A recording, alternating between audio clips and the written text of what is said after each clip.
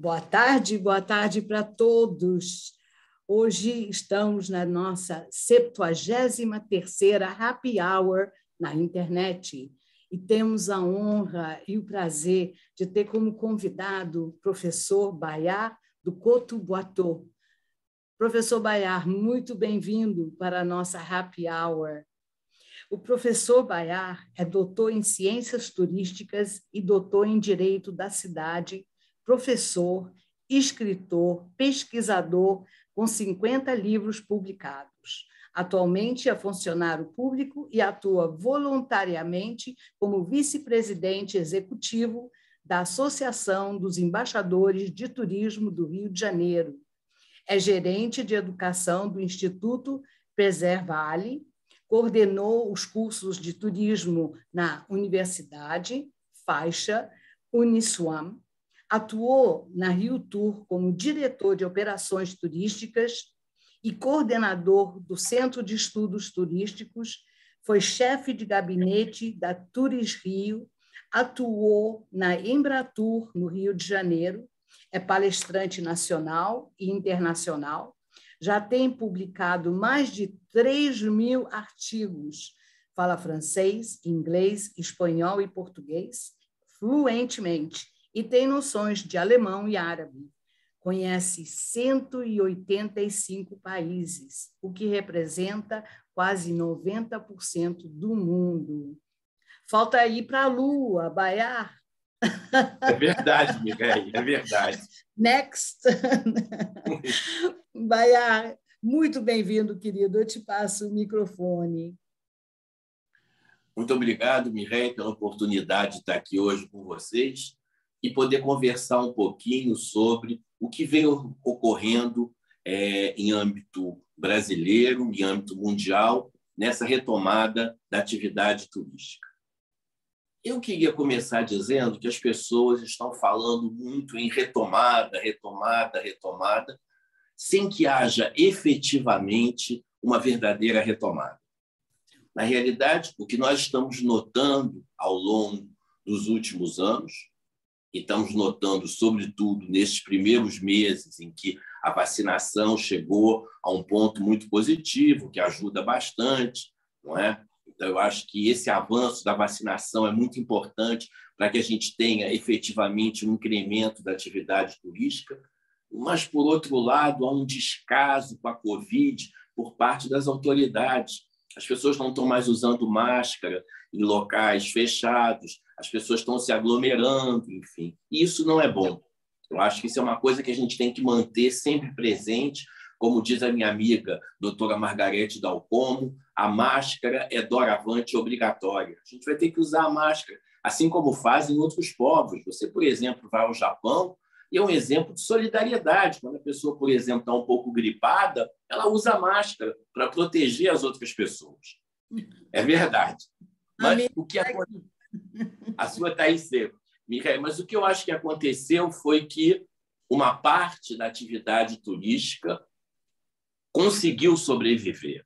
E aqui eu me refiro basicamente aos meios de hospedagem, às transportadoras aéreas e aos restaurantes, não é? As transportadoras aéreas hoje estão sobrevivendo, cobrando preços fora da realidade, né? Hoje em dia, você, por exemplo, se você precisar comprar, de repente, uma Rio-Paris-Rio, que antigamente você comprava por R$2.000, R$3.000, você não compra por menos de R$8.000. Então, a situação está muito difícil, as pessoas não estão viajando porque elas estão sem dinheiro. É por isso, na realidade, também que a atividade passa por uma pequena crise, porque as pessoas não têm poder aquisitivo para viajar face a preços tão altos que ocorrem hoje em dia, tanto, na realidade, nas companhias aéreas, como também em alguns meios de hospedagem. Quer dizer, alguns meios de hospedagem se aproveitaram desse momento para cobrar tarifas fora da realidade. Outros, muito pelo contrário, foram entendendo que esse era um momento de se readaptar a uma nova exigência da humanidade e que as pessoas, por exemplo, precisavam viajar perto de casa. Então, alguns hotéis têm feito isso muito bem, que são os famosos day use, em que um próprio morador da cidade vai lá e passa o dia no hotel. uma oportunidade boa, ele tem contato com uma infraestrutura hoteleira, ele se sente acolhido. Então, isso é uma coisa que alguns hotéis fizeram muito bem.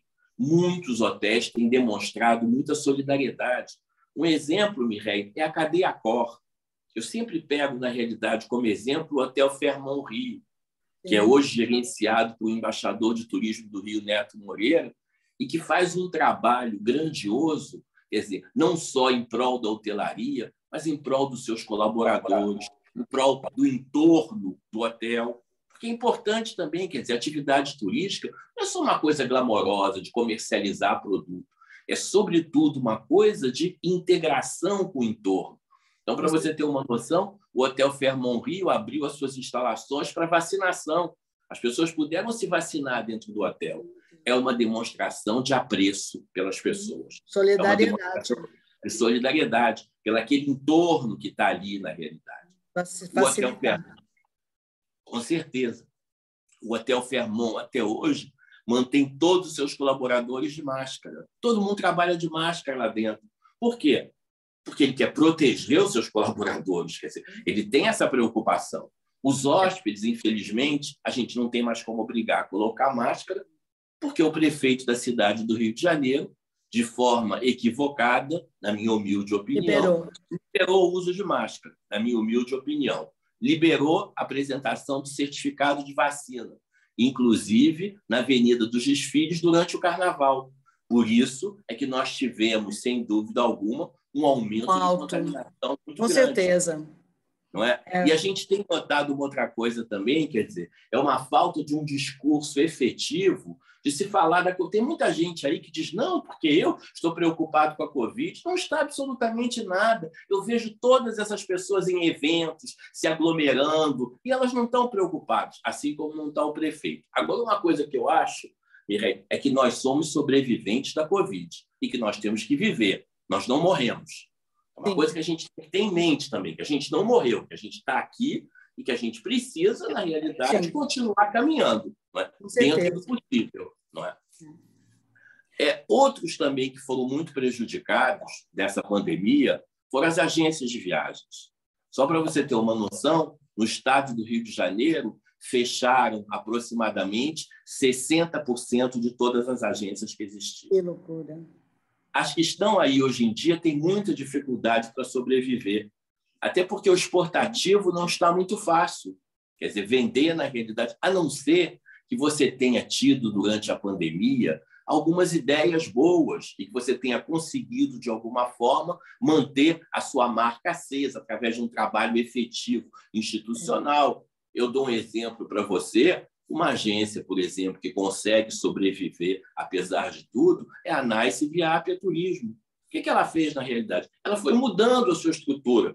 Ela tinha um escritório enorme no Rio de Janeiro, no centro do Rio de Janeiro, falou, não, olha, nesse momento é melhor a gente se transferir para a Barra da Tijuca, abrir um escritório no downtown, começaram, na realidade, a mudar um pouco a sua forma de vender o produto, atingir novos consumidores, criaram dentro da própria empresa outros segmentos, um segmento que eles criaram muito interessante, foi o segmento de luxo. Eles criaram, na realidade, uma pequena empresa voltada só para o segmento de luxo.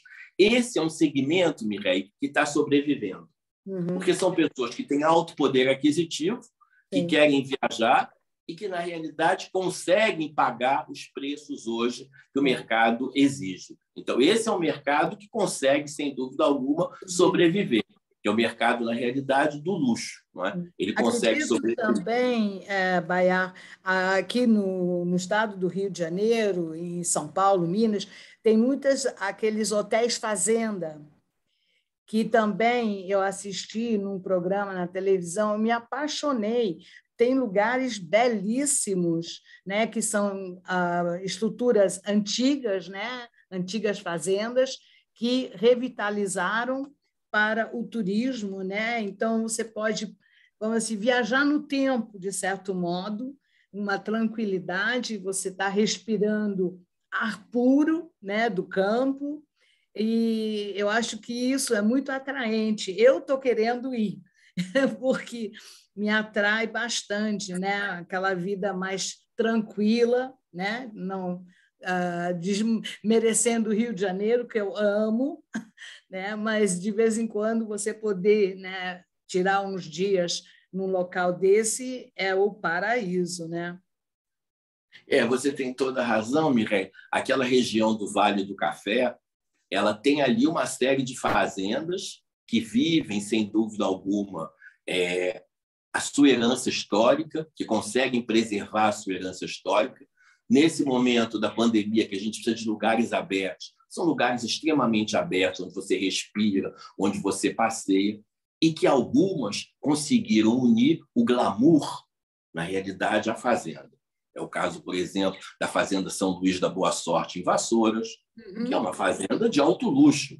É o caso, por exemplo, da Fazenda União, que é outro caso, outro case de luxo, na realidade, dentro do Vale do Café. São dois exemplos que eu apresento aqui para você de lugares que se imbuíram, na realidade, desse conceito de hospitalidade, desse conceito de prestação de serviço e desse conceito também de conseguir viver um pouco a história e respirar. Eu acho que uma coisa que você disse é importante. A gente quer respirar, não é? E para a gente respirar nesse momento é bom a gente ir para um lugar aberto. Não é? Então, esses hotéis fazenda têm feito isso. Nós temos também, em Friburgo, a Mônica Paixão, que, na realidade, tem um outro case de sucesso, que é um hotel, sem dúvida alguma, que é uma espécie de vilarejo suíço. Você pode viver um pouco toda a cultura suíça lá dentro, é muito interessante. O fondue,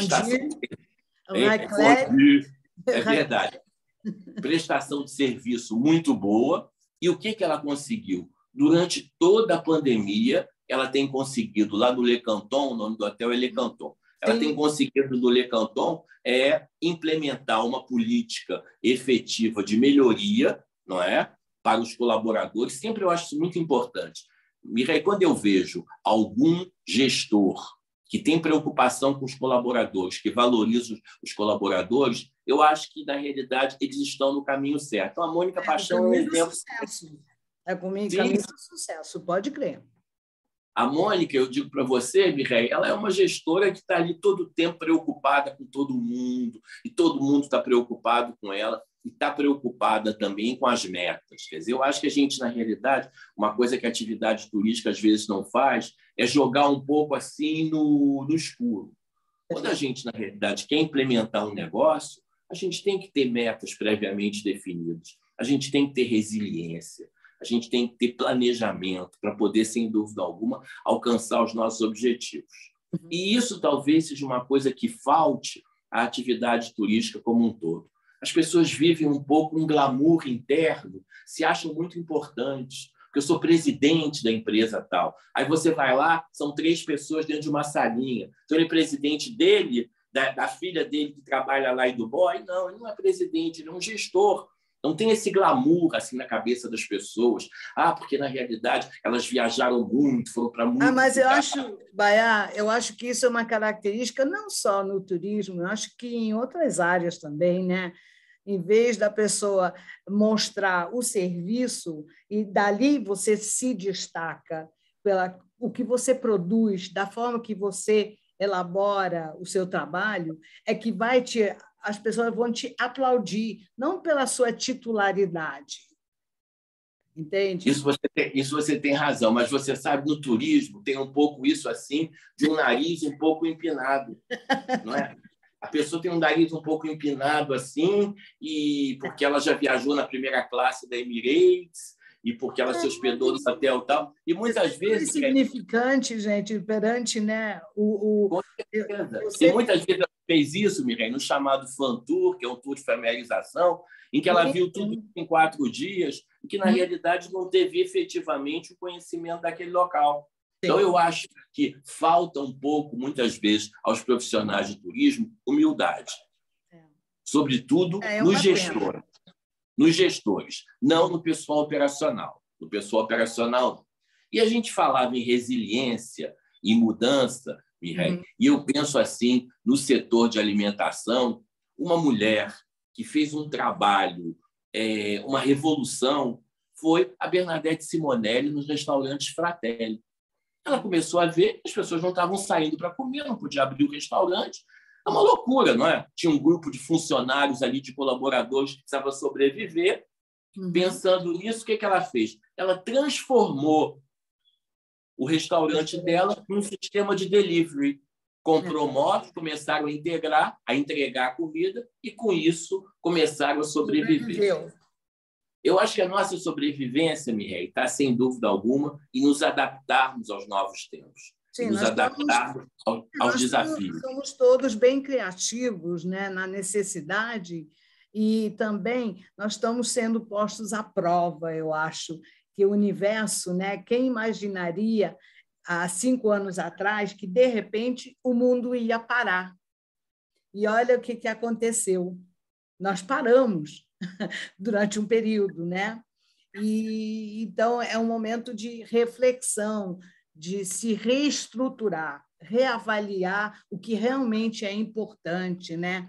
E eu sempre, você sabe, eu trabalhei 27 anos com turismo receptivo, nós chegamos até a trabalhar junto na Contigo France Tour, e eu acho que você chegou a trabalhar na Brasil Safari Tours, não?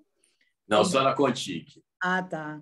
Porque eu comecei com a Brasil Safari Tours, com Bairinho, Bairão, Charles Cabell III. Lá vai tempo, gente.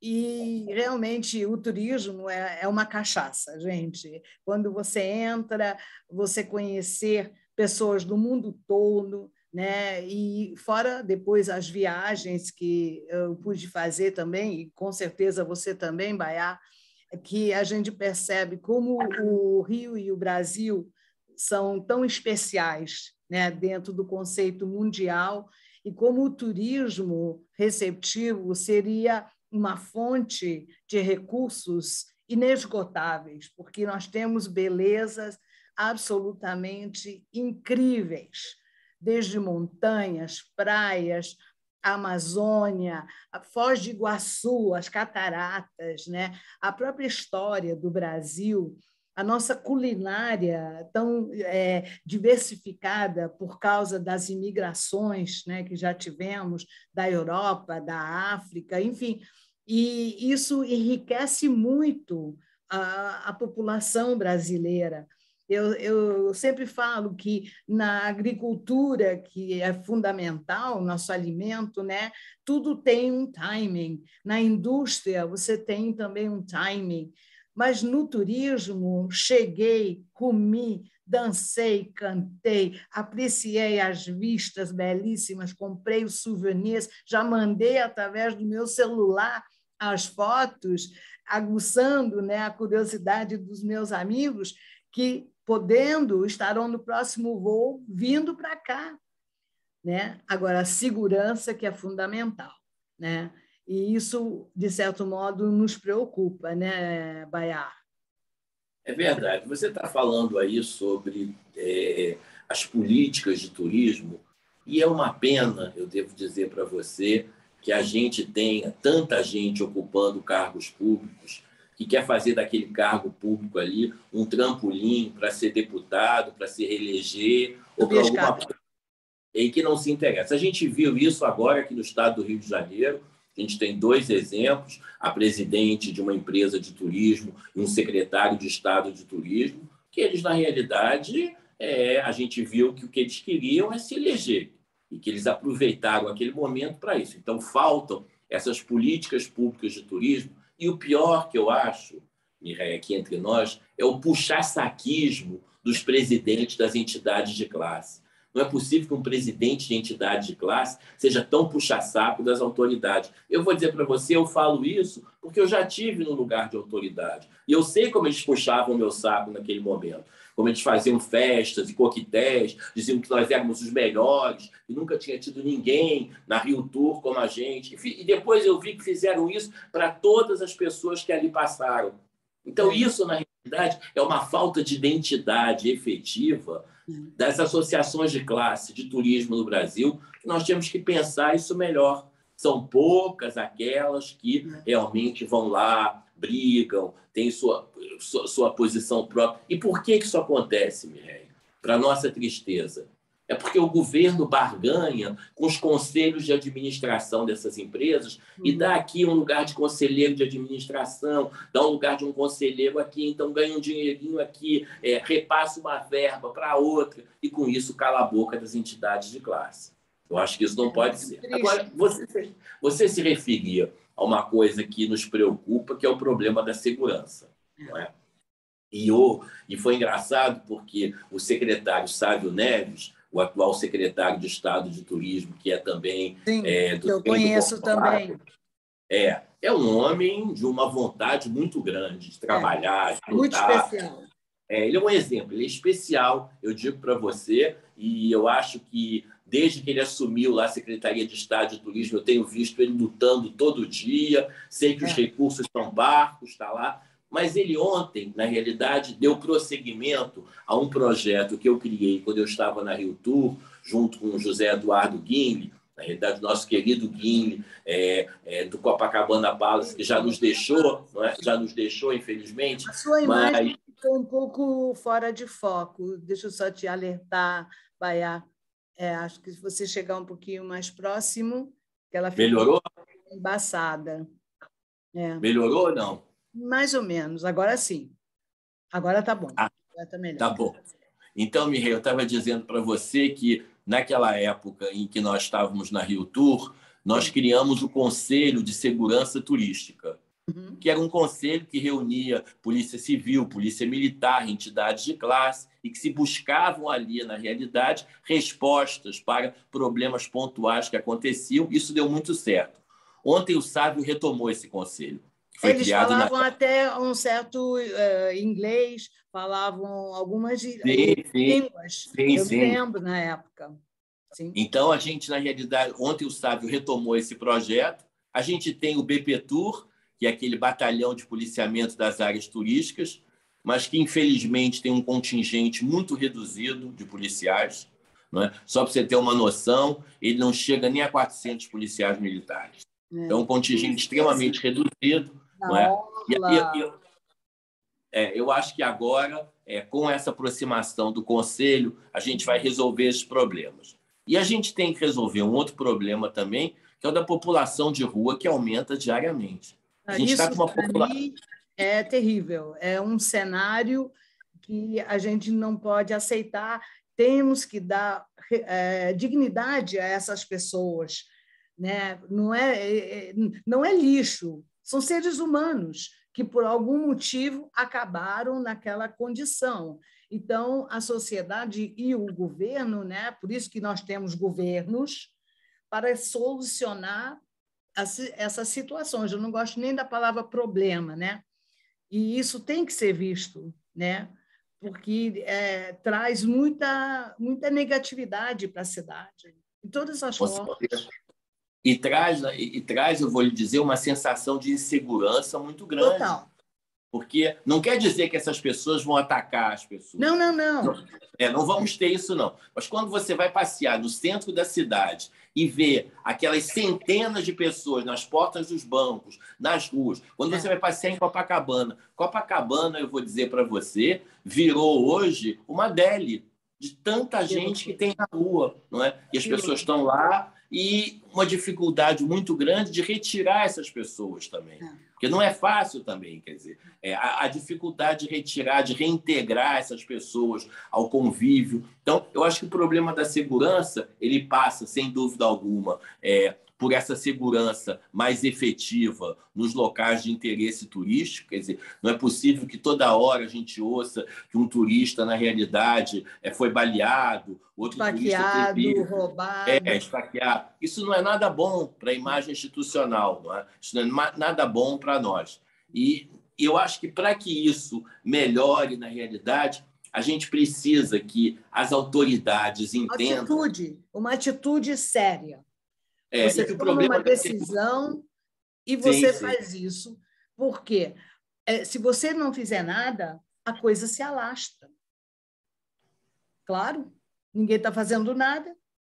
Aí as pessoas, mais e mais pessoas, vão se achar no direito de ficar nas calçadas, né? Nas portas de banco, lojas, etc. Né? Não, isso não pode acontecer, isso tem que ter um basta. Eu concordo com você.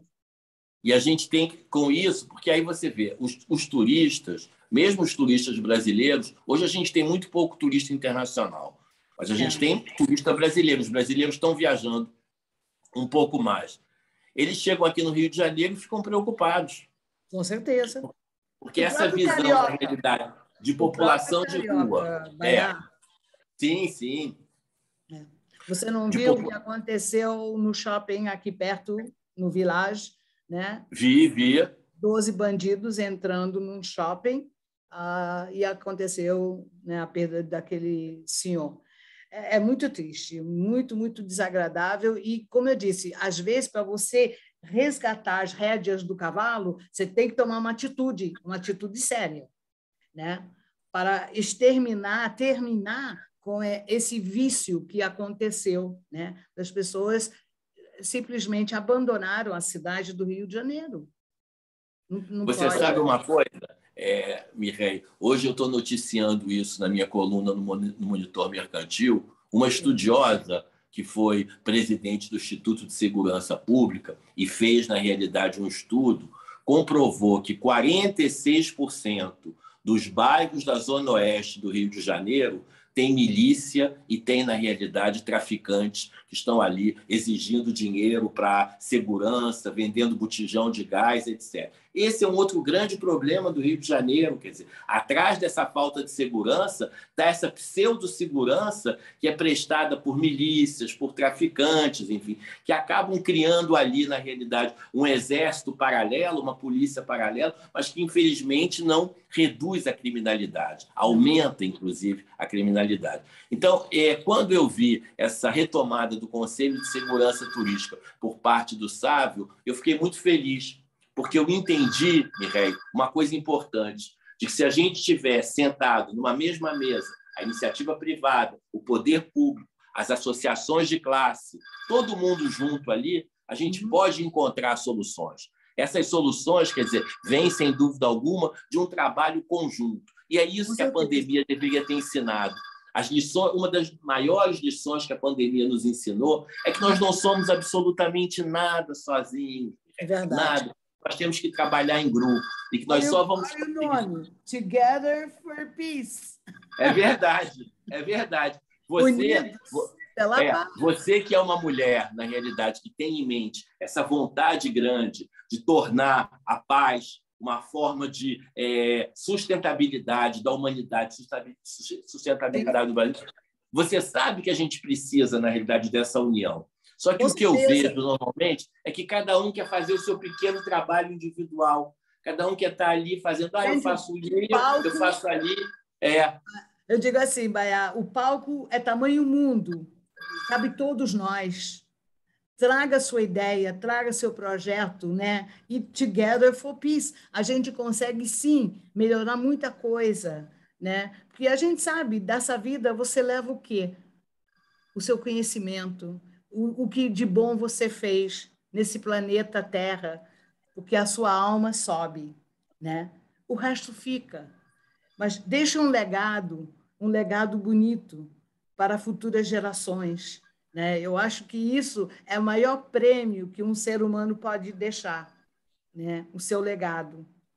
Eu concordo com você. E um legado, na realidade, de paz, de amor, de fraternidade, de solidariedade com as outras pessoas, entendeu? Nós estamos vivendo hoje, por exemplo, eu escrevi sobre isso também. Você sabe que um dos segmentos da atividade turística que cresceu bastante e que é importante para nós e que nós temos que trabalhar sempre é o segmento LGBTQIA, que é um segmento, na realidade, de bom poder aquisitivo, que está ali na realidade. Sua câmera fechou. Espera aí. Melhorou. Que está ali presente. E aí a gente está vivendo um problema aqui no Rio de Janeiro, nesse momento, Mireille. Eu gostaria de trazer aqui, porque eu acho que a atividade turística ela trabalha em toda a cidade como um todo, ela respira como um todo. Aí o que aconteceu na realidade? A Maitê Proença está tendo, na realidade, um amor muito bonito com a cantora Adriana Calcanhoto. Amor não se discute, Mireille. Cada um, na realidade, encontra o seu, vive o seu, com certeza. e que seja Sabe o feliz que eu no seu digo? amor, não é? Cada um faz a sua cama. Com certeza, com certeza.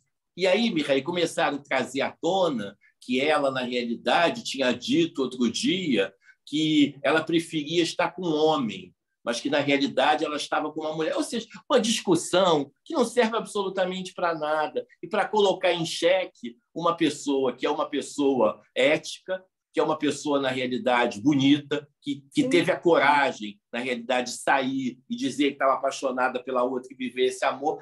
E aí, isso nos deixa uma coisa assim triste, é que a gente pensa que a gente está num país liberal, que as pessoas estão com a cabeça aberta, com a mente aberta. Em aspas. Entre aspas, não é? E a gente só vai ter paz, Mireille, a gente só vai ter paz se as pessoas abrirem as suas cabeças. Sim, eu digo assim, viva e deixa viver. Live and let live. Sim. Aí cada um seja feliz da sua maneira. Com certeza. Não é? Eu acho que o respeito vai até um certo limite, aonde chega o outro e respeita também. Dignidade humana, sabe? Isso, para mim, são coisas fundamentais na existência do ser humano. E você tem que ter o respeito, tem que ter a honra, a dignidade, né? Eu sempre digo, o seu pai te deu um nome. Qual o direito que você tem de manchar a honra, a dignidade desse nome? Que não é só seu, não é só do seu pai, mas de gerações anteriores, né? Que construíram a credibilidade, a honradez da família. Né? Isso é fundamental. São valores que não existe dinheiro que compre. E você sabe uma coisa, Mireille? Nisso, a atividade turística é muito importante. Quando a pessoa viaja para lugares que têm cultura diferente, vida diferente, ela vai, sem dúvida alguma, ganhando uma força interna muito grande, porque ela vai tendo a possibilidade de sair do seu mundo e conhecer um mundo que lhe é, às vezes, totalmente desconhecido. Por isso é que o turismo tem uma importância muito grande. Então, quando uma pessoa me diz assim... Né? Um chamariz, uma curiosidade. E o Brasil, aos olhos de muitas nações, tem a coisa do tropical, assim, do glamouroso, mas no lado tropical, né? A música, a culinária. Então, a gente tem que aproveitar isso de uma forma profissional, né? Eu acho... Oh, meu Deus! Você sabe, Mireille, por exemplo, que beleza você ter a possibilidade na sua vida de conhecer um kibutz, sim. De passar, na realidade, um tempo num kibutz, de você ir num país islâmico e vivenciar o Ramadã, de você ir num país budista e poder, na realidade, viver com essa... Que coisa rica é tudo isso. Quer dizer, e são essas experiências que a atividade turística nos propõe. E, como você estava dizendo, elas estão muito perto da gente aqui. Eu acabo de voltar de Foz do Iguaçu, e Foz do Iguaçu agora tem uma comunidade islâmica importante. Tem uma mesquita, em volta da mesquita eles criaram um bar, vendem doces deliciosos. Eu que adoro doces árabes, e sei que você deve gostar também, não é? Eu fui, na realidade, visitar a mesquita e aí depois fui comer uns doces, parecia que eu estava num casamento. E você sabe que casamento árabe é uma coisa... Abundância. É verdade. Então, eu acho que a atividade turística nos propõe isso e que a gente encontra tudo isso no Brasil, porque nós somos um misto de tudo isso. Você vai lá no Sul, vê a colonização europeia, você vai para aqui, você vai para lá. Eu acho que isso é um pouco esse nosso Brasil. Japoneses, italianos, né? Ucranianos, quer dizer, agora a gente está vendo que tem cidades aqui no Brasil onde as pessoas aprendem ucraniano na escola, eu nem sabia. Lá no Paraná, a gente foi vendo coisas assim, e a gente está falando em Ucrânia e está falando em turismo, e é engraçado, Mireille, como a gente viu que a guerra da Ucrânia criou nesse mundo internacional imigrantes de primeira e segunda categoria. Isso é muito triste. Muito triste.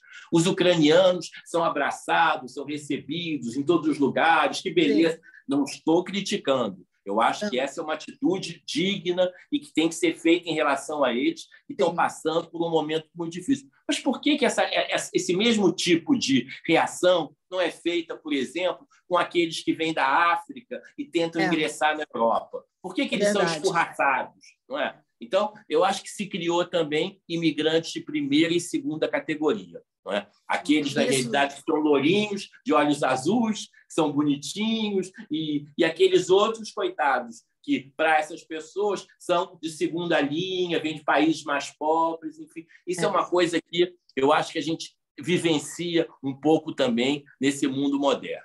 Ignorância, né, Bayar? Porque seres humanos são seres humanos. Tem que dar para eles aquilo que eu falei: dignidade, respeito, oportunidade. Né? Se você dá para as pessoas oportunidades delas ter educação, aprender uma carreira, uma função, né? Eles vão te responder à altura, gente. Agora, se ninguém abre portas, ninguém dá oportunidade, ele tem que sobreviver de alguma forma. Né? E o que nós temos que tomar um cuidado muito grande, Baia, isso é uma coisa que eu me preocupo através do trabalho da Together for Peace, para alertar a população que o lado negativo do nosso planeta é muito forte. E eles têm duas coisas para atrair jovens no caminho errado: dinheiro e poder. E se o jovem não tiver escrúpulos, ele se vende. Porque esse jovem hoje tem muito conhecimento, muita habilidade através das mídias, né? Ele tem também o desejo de contribuir de alguma forma para um mundo melhor. Então, nós temos o dever e a responsabilidade de guiar esse jovem num caminho construtivo. Né? Então, isso é parte da filosofia do conceito da Together for Peace, que eu espero implantar nos fóruns nacional e internacional, para que a gente possa resgatar valores que o ser humano foi perdendo a sua própria identidade, do porquê que ele existe, o que ele está fazendo aqui nesse planeta. Né?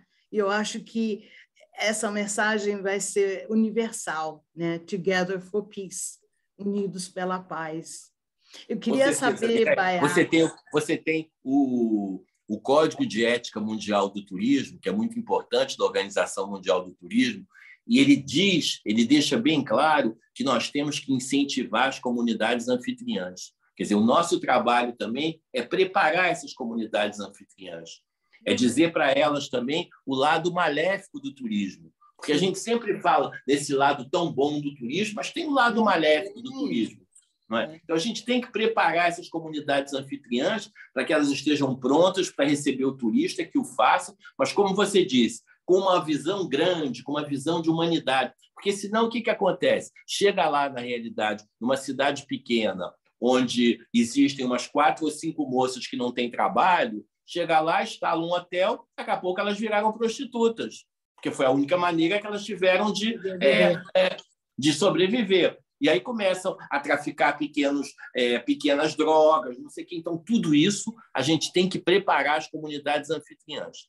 Isso é uma coisa vital para todos nós. E preparar com verdade. Quer dizer, a gente tem que acabar. Uma coisa que a gente está vivendo com muita tristeza são essas fake news que tem o tempo inteiro. Isso é uma outra coisa que faz muito mal, entendeu? Faz mal à nossa vida, faz mal a gente. Então, a gente tem que inibir essas fake news, retirar essas fake news, porque elas passam a ser, Mireille, verdades absolutas para algumas pessoas. E a gente sabe que a fake news não deixa de ser uma mentira, e uma mentira pode trazer situações dramáticas terríveis para as pessoas, até para as cidades. Né? Então, nós vamos até ter palestrantes abordando esse assunto, Bayar, que é um assunto muito sério, e eu espero que isso, através, né, das nossas happy hours, que as pessoas possam entender mais e se aprimorar mais, e não acreditar nessas fake news que trazem tantos malefícios. Eu também queria ver se tem alguém que gostaria de fazer alguma pergunta para você, Bayar. Carolina, por favor, querida, se você abre o seu microfone.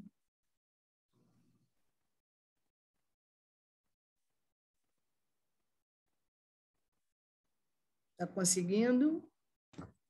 Ah, conseguiu. Opa, desculpe. Boa tarde. Muito obrigada por esse vasto conhecimento e disponibilidade. Eu queria perguntar, nossa, foi tudo absolutamente muito interessante.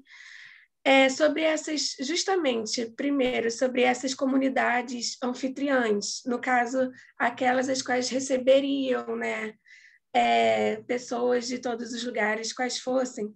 Como seria um planejamento adequado para que elas estivessem melhores posicionadas, estruturadas, exato, nesse assunto do turismo, e se haveria algum exemplo de como já tenha ocorrido, seja no Brasil ou fora, para que eu pudesse entender melhor.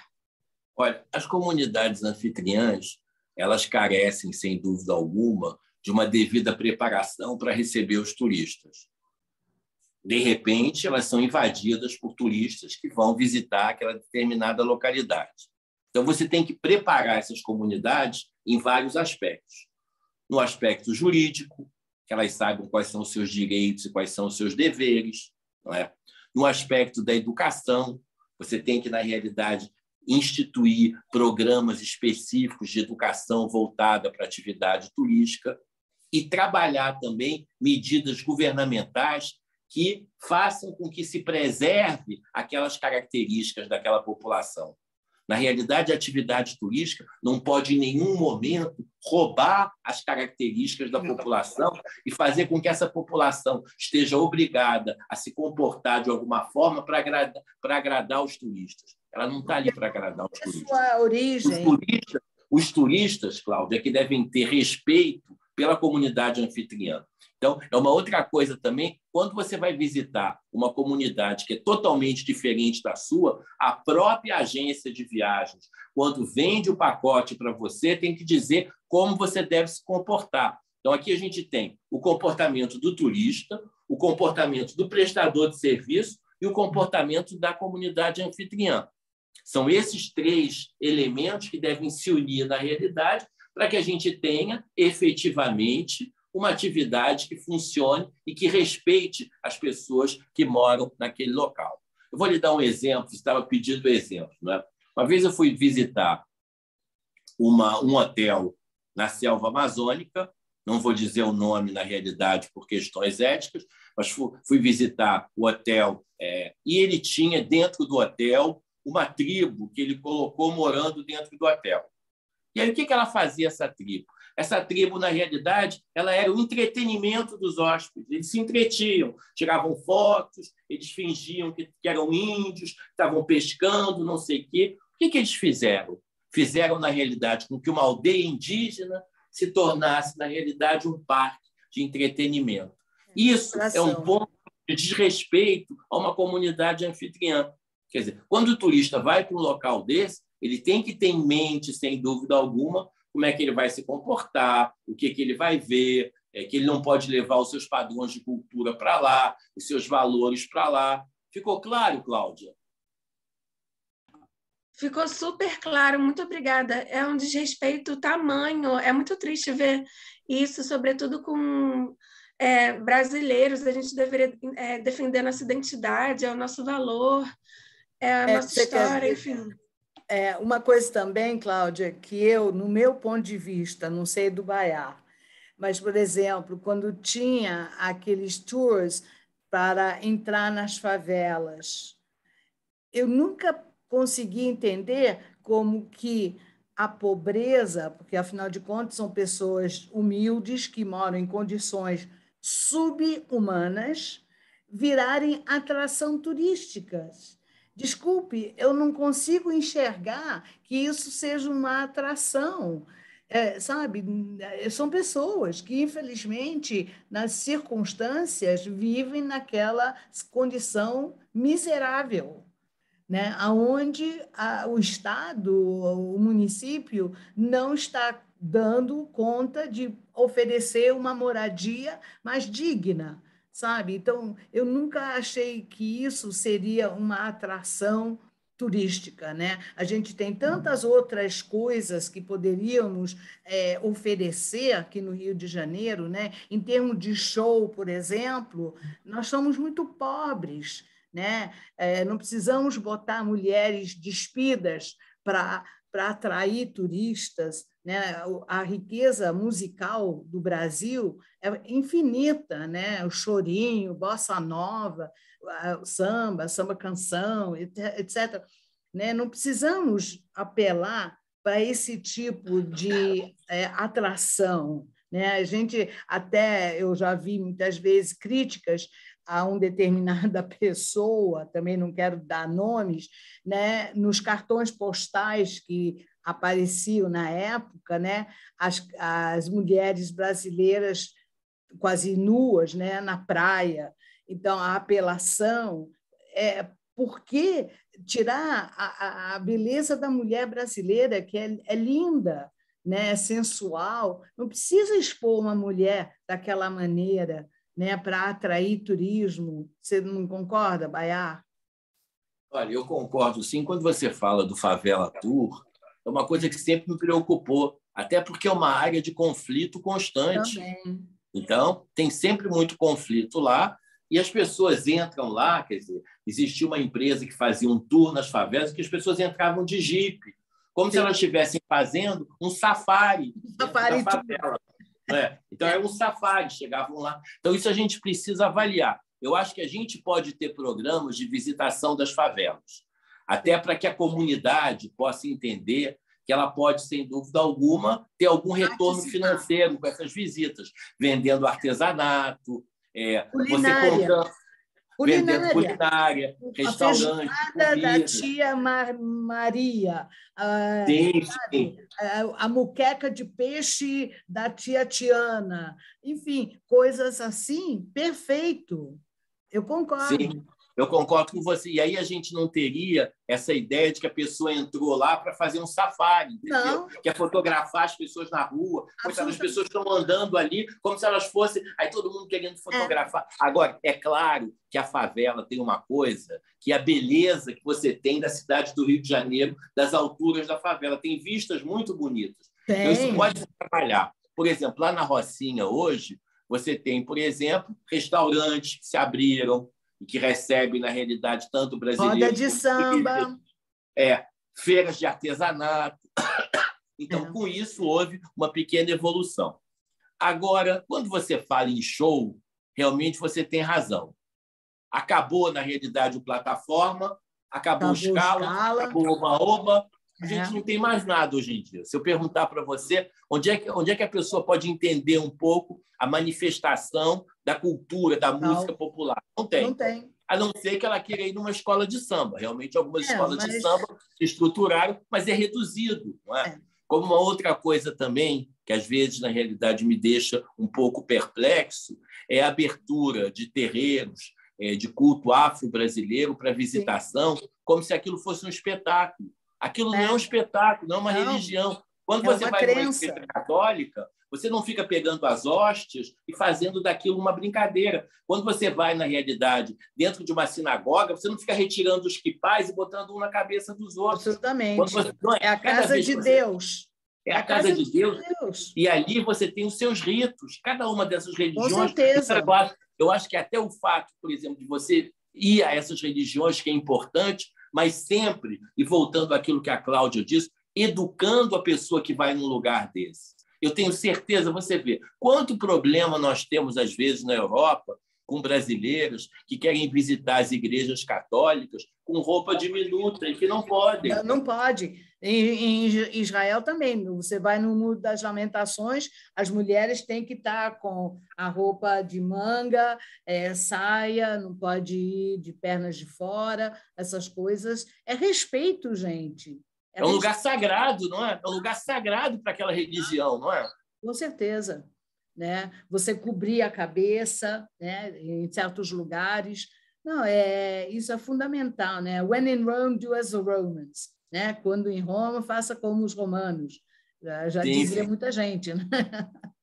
Eu não sei se a Tamires e a Constança, se vocês têm alguma pergunta também para o Baiar. Não sei se vocês estão me ouvindo, espero que sim. Não. Olá, boa tarde. Boa tarde, Damiri. Bem-vinda, querida. Obrigada. Professor Bayar, eu gostaria de fazer uma pergunta para o senhor, mas é algo assim, o certo não é pessoal, mas sim a sua visão. Qual foi a sua maior dificuldade como educador e também atuante no turismo durante a pandemia? E por quê? Olha, a minha maior dificuldade foi motivar as pessoas num momento tão difícil, não é? E que a gente tinha que motivá-las, a gente tinha que buscar alguma motivação para que elas pudessem estar ali presentes. Só para você ter uma noção, tá, amigos? A gente parou, todo mundo trancado dentro de casa. Então, o que o educador tinha que encontrar? Uma maneira, na realidade, de motivar as pessoas, levando conhecimento a elas com entretenimento. Lá na Associação dos Embaixadores, por exemplo, a gente criou um programa de lives. Toda semana a gente tinha uma live com uma personalidade, não é? Foram mais de 200 lives, não é? Quem, na realidade, as coordenou foi a Viviane, e isso foi uma forma de educar com entretenimento. Você chegava lá, era uma coisa divertida, as pessoas traziam informações e, de certa forma, você estava educando. Então, eu acho que o meu grande desafio foi encontrar formas efetivas de educar durante um período em que a gente precisava de criatividade. Eu acho que a palavra-chave foi essa. E queria agradecer a você, Tamires, porque foi graças a você que nós tivemos tantas inserções divulgando a nossa live de hoje. Muito obrigado pelo seu trabalho. Nada, eu quem agradeço, é uma honra muito grande poder divulgar, eu até gostei muito, fiquei muito surpresa e muito honrada também. Muito obrigada pela oportunidade. Nós também, da Together for Peace, também agradecemos ao Bayar, a você, né, de ter postado tantas notícias desse evento de hoje e que muita gente, tenho certeza, vão estar assistindo nas nossas mídias e no YouTube, né? Que é um conteúdo bem interessante, bem rico. E tem a Constança. Constança, você não gostaria também de participar fazendo alguma pergunta, querida? Por favor. Boa tarde, eu estou assim, com essa cara assim, que eu cheguei de viagem de um evento agora em Salvador e, nossa, a gente vai andar com 2 máscaras, porque lá está com São João, está todo mundo, nossa, é uma coisa. Eu falei, meu Deus. Todo mundo sem máscara? Ou eu pego dessa vez, todo mundo sem máscara. E aí a gente foi reunião com fornecedores, todos sem máscaras, a gente que era maluca, que eu ficava andando com 2, né? Porque eu disse, ou eu pego agora, então nunca mais. Você é aquela pessoa que eu vou passar. Minha tripla. Pois é. Eu falei, gente, não, avião, e aí as reuniões com os fornecedores, estavam montando camarote, é aquela coisa, né, coitados, também, eu acho que é uma dificuldade, né, porque a área de eventos foi completamente bombardeada, né, esse povo de equipamentos, fornecer de estandes, né, isso foi muito complicado. Enfim, mas eu tenho uma preocupação assim, de anos, né, Bayar? Eu sei que é pergunta de $1 milhão, né? Como a gente fazer acreditar, né, nesses nossos governos a importância que tem o turismo, né? Eu fico assim, é uma vergonha, né, que você pegue os números que as pessoas... E assim, cada vez que entra um ministro, eles aparecem assim, que não, porque aqui veio tantas pessoas que a gente tem, entendeu? O baião que canta não sei das quantas, o outro que dança... Sabe, umas coisas assim que... quem é o ministro do turismo? Quem gosta de viajar, né? Lembra? A gente teve uma época que assim, né? Muitas mulheres abriram agência de viagem para as mulheres, elas adoravam fazer compras em Paris, aí abriram agência de viagem. Então, teve um boom de 1 bilhão, né? Então, o Bayar sabe que eu peguei isso, né? E era uma coisa impressionante. E agora eu acho que continua isso, quer dizer, a gente não consegue dar a importância que tem, né? Que, na verdade, que tantos países são. Então, assim, o Rio de Janeiro, gente, que é uma cidadeca desse tamanho, uma cidadela, né? Que a gente tinha que ter todo o investimento, tem que ser assim, não em detrimento de outras áreas, né? Mas em detrimento, assim, sabe, as pessoas, né? Você vê, se pergunta às pessoas na rua, né? O que ele acha do turismo de turista? Eles acham que é sempre uma pessoa que está ali tirando fotografia, subindo Pão de Açúcar no Corcovado, parará. Não, então, assim, eu não entendo como a gente pode, de alguma forma, subir no ranking, né? Quer dizer, a gente teve já para eventos, né? O Rio de Janeiro chegou, o Brasil foi o Rio até, né? A gente ficou em terceiro lugar, a terceira cidade que mais recebia eventos internacionais. A gente não ia passar dessa, porque... Nós tivemos, na época eu trabalhava no turismo, que a gente era já convocado de um ano para o outro, porque era seguido um atrás do outro. A gente trabalhava em captação, né? E agora, quer dizer, tudo bem, está parado e tal, mas eu não vejo, assim, nenhuma preocupação em melhorar, sabe, assim, em você voltar, em ter uma política para isso, não só para eventos, como turismo mesmo, entendeu? A gente não pode ter, sabe, 3 gatos pingados e achar que isso sabe, ter turismo. Você sabe, né? Uma coisa também, Constância, que eu acho, Ibaiá, é o turismo de jovens, que acontece muito na Europa, né, nos Estados Unidos, que eles viajam em grupos dentro do seu próprio país e até países vizinhos, né? Lá é mais fácil, porque aqui as distâncias são muito grandes. Mas o próprio brasileiro, né, universitário, que poderia, em certos momentos, tirar 3, 4 dias de férias para visitar alguns lugares, se teria tarifas especiais. Isso já também faria um movimento significante dentro do próprio país, né? Os hotéis, as pousadas, enfim, seria interessante. Existe alguma programação, Baiá, para esse tipo também de turismo? Né? Ou pessoas da terceira idade, lembra? Tinha um projeto em algum momento também, né, com tarifas mais acessíveis nos fins de semana, enfim. Eu queria responder a Constância primeiro, Sim, dizendo claro. para que a atividade turística funcione, e turismo aqui como um todo, incluindo hospedagem, eventos, é preciso que a gente tenha planos de turismo, com metas pré-estabelecidas, com dotação orçamentária e com, na realidade, uma iniciativa privada exigindo que as coisas aconteçam. Não, na realidade, se acomodando porque foram convidados para o conselho de administração dessa empresa ou porque receberam alguma verba para aqui. A gente precisa ter, na realidade, um plano definido, que é uma coisa que não se tem, Constância. Infelizmente, as pessoas... E cada um que chega acha que vai começar tudo de novo. Cada um que chega acha que tudo é novidade, que ele veio, que ele trouxe. Não é? Fora aqueles que desprezam a atividade turística, que acham que ela não é fundamental, porque ela não dá visibilidade, o que dá visibilidade são outros. Então, o que eu acho que é preciso é planos de turismo, metas definidas, iniciativa privada forte ali, e toda cidade precisa ter o seu conselho municipal de turismo. É lamentável cidades que não têm um conselho municipal de turismo ou que têm um conselho de turismo só para constar. Esse conselho tem que estar ali para apresentar ideias, para brigar, para falar. E eu acho que assim, Constância, a gente melhoraria um pouco. Agora, o que eu vejo é que o tempo inteiro a gente repete isso. Diz, olha, tem que ter plano de turismo, é fácil. E aí, na realidade, as pessoas ouvem isso e não fazem absolutamente nada.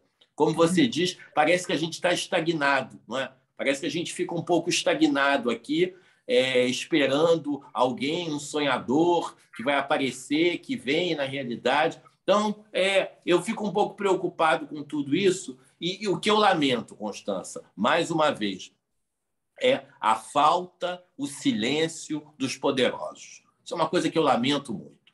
É um silêncio feio, Constância. É um silêncio feio, não é? Das pessoas poderosas que poderiam estar ali influenciando, falando alguma coisa. Eu vi agora, por exemplo, aqui no estado do Rio de Janeiro, um evento que aconteceu no Jockey Club, que não serviu absolutamente para nada, nada.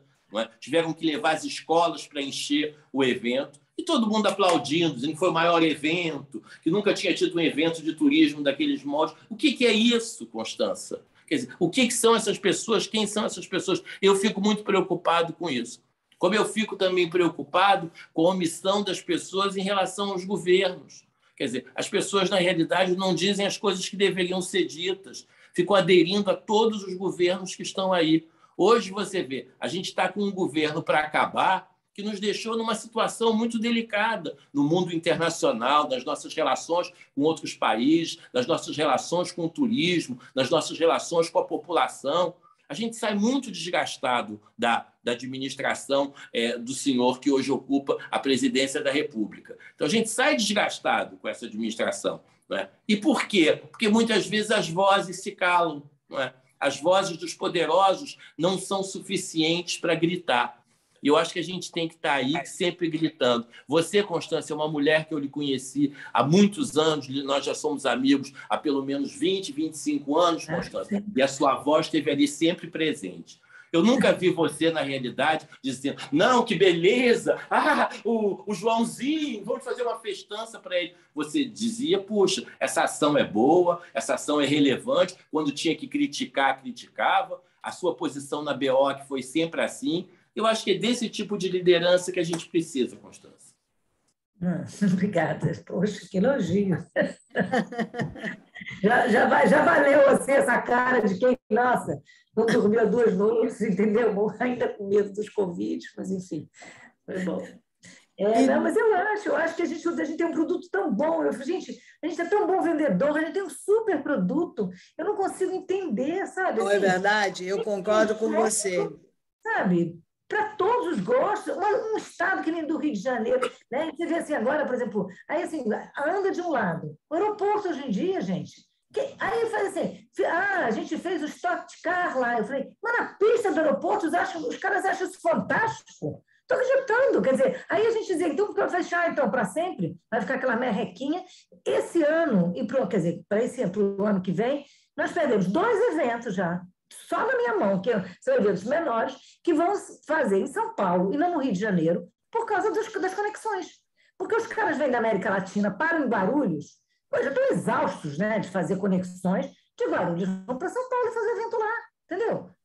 Não é mais caro do que fazer aqui, para que vem aqui no Rio de Janeiro fazer evento? De jeito nenhum, entendeu? E aí eu falei, olha, eu tenho uma empresa de eventos que é chato ir para São Paulo, mas eu pego minhas roupas e vou, né? Quer dizer, são 2 pernas, eu não tenho uma estrutura, né? Agora, hotelaria, né? Mesmo os outros serviços, equipamentos, montagem, tudo, gente, tem que trazer para o Rio. E aí, assim, e ninguém está fazendo nada, sabe? Não estão mexendo, a gente tem 2 pistas e aí acham que faz o Stock Car lá e isso é uma coisa boa, sabe? Eu não consigo entender, dentro do aeroporto, sabe? A gente ativou. Não. Vai fazer na pista de onde eles quiserem, entendeu? Não passou bicicleta agora na Avenida Atlântica? Passa carro lá se eles quiserem, né? Inventam qualquer coisa, eles não podem... Aí ninguém faz nada. Eu pergunto, irmão, como é que está essa história do aeroporto? Não sei, os chineses, eu não sei mais o quê, vai ver se vende para eles. Né? Acabei de vir do aeroporto, gente, o aeroporto de Salvador, não é assim, São Paulo não, dá de 1.000 a 0 no Rio de Janeiro, dá de 1.000, sinalização, pessoal, lojas, estacionamento, tudo, a informatização. Gente, é uma tristeza, Constância, porque o Rio de Janeiro, né, já foi top aqui no Brasil. Totalmente. E descemos morro abaixo. Como Baiar, eu sou também ex-variguiana, entendeu? Então, a gente sabe o que foi, tudo bem, teve perda de companhias aéreas, mas os Estados Unidos também, quantas Branies da vida, na época da gente usava Branies, a Panam, que faliram, e nem por causa disso fecharam os Estados Unidos, né? Então, sabe, dizer que não tem companhia aérea, gente... Panam, eu fui numa das últimas viagens da Panam, tanto que quando eles pararam de voar, eu estava nos Estados Unidos e tivemos que voltar com uma outra companhia. Então eu sou mais velha que você, porque eu fiz a última viagem da Branies. Áureos tempos, né, da Varig, gente. Gente, isso para mim foi assim fatal, né? Ver a Varig terminar do jeito que foi, né? Mas você não pode ligar que a Varig, tudo bem, é horror, né? Foi a VASP, foi a Transbrasil, mas que o Rio de Janeiro acabe por causa disso, gente. Aí você vê agora a TAM, né? A TAP fazia aqui a manutenção, caiu fora. Claro, tudo vai cair fora, gente. Aquilo ali uma tristeza, sabe? Você não abandonado. consegue um pão de queijo decente, você não consegue, né? Realmente. Muito triste. E Constância, e fica um discurso do Convention Bureau dizendo que está tudo bem, que está uma beleza. Não é possível. É isso, na realidade, que a mim me amedronta. Quer dizer, é esse discurso pacifista em relação a uma série de problemas que precisam de soluções. A gente não está querendo discurso pacifista. A gente também não quer briga com todo mundo, não. A gente só quer que as pessoas reconheçam as realidades e tentem, em conjunto, encontrar soluções que possam responder. É isso. Não é uma coisa tão difícil assim. E fica, como você disse, parecendo que a gente está assim, atacando aquela gestão. Então, assim, você está falando do Rio Convention Bureau como se fosse, olha, vocês que não estão fazendo nada. Não é vocês, não, quer dizer, vocês continuam não fazendo nada, sabe? E a pessoa está querendo para mostrar, não, mas eu trouxe 2 eventos para cá, entendeu? Assim, mas para quem é que tá no bureau hoje, Baiá? Eu nem sei, acho que é dizendo aquilo. É uma equipe lá, que está hoje comandando o Convention Bureau, não é? O Paulo Sinise continua? Não. O Paulo Sinise agora é de uma federação dos Convention Bureaus, que foram criando também, foram criando vários conventions. Agora tem convention em quase todo o município. Então tem convention, tem federação. A coisa agora é uma estrutura grande. Quer dizer, não adianta também, Mireille, ter essa estrutura tão grande se ela não responde efetivamente em eventos. Quer dizer, eu acho que a função do Convention Bureau é a captação de eventos. Não adianta ter um Convention Bureau numa cidade que não vai ter serventia nenhuma para captação, nem para busca de políticas de eventos. Com certeza. Mas eu tenho muita fé que... Caroline quer falar? Pode falar, querida. Não, só uma última questão, porque como estudante de Relações Internacionais, é uma pena ver a nossa identidade tão pouco valorizada, e quando a gente chega lá fora, talvez eles apreciem mais do que nós mesmos. E outra coisa, ontem eu estive em um evento na Cidade das Artes, em homenagem aos profissionais da saúde do Hospital Ronaldo... Gazola. Desculpe, Gazola, muito obrigada. Fiquei morrendo de medo de falar errado. E a gente vê que quando a prefeitura quer, que quando os esforços eles podem trabalhar juntos, as coisas dão certo, porque foi um evento lindíssimo, prestigiando esses profissionais. A gente sabe que esse hospital tanto atuou, super funcionou, e aí teve um coquetel com bebidas, e, enfim, teve escola de samba, uma coisa lindíssima, puderam aproveitar, tinham enfermeiros, médicos, pessoas de gestão. Então, assim, queria muito também que as coisas fossem para frente enquanto universitária. Olha, eu vou lhe dizer uma coisa, Cláudia. A Constância é filha de um embaixador. Então, ela sabe o que é, na realidade, esse mundo das relações internacionais. Nós estamos passando por uma situação muito ruim nesse mundo das relações internacionais. Nós estamos hoje sendo considerados, na realidade, você me discute o termo, como se nós fôssemos, na realidade, o cocô do mundo. O Itamaraty foi sempre uma referência para o mundo inteiro, de formação, de briga, de luta e, sobretudo, de posicionamento verdadeiro, independente do governo. Até na época dos governos militares, houve posicionamento efetivo do Itamaraty, que nunca se absteve de dar sua opinião sobre os assuntos. Hoje, nós vivemos essa situação esdrúxula, não é? Em que a gente teve um ministro que saiu, que brincou de ser ministro das Relações Exteriores, não é?